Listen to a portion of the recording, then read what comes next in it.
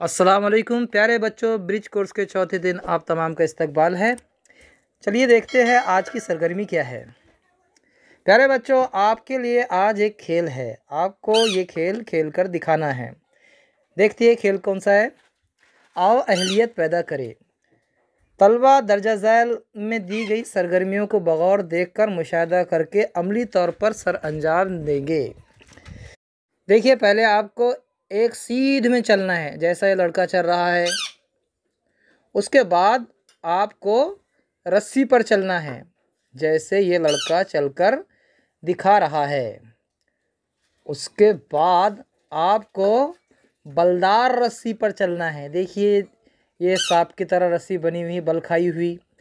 इस पर आपको इस तरह चलना है और आखिर में आपको बल खाकर चलना है। देखिए, बल खाकर किस तरह चलते हैं। तो तलबा इन सरगर्मियों को सरप्रस्त हजरात की निगरानी में घर पर दोहराएंगे। आओ तख़य्युलाती बने। चैलेंज है कि अपने पसंदीदा खेल की तस्वीर कागज़ पर चस्पा करें।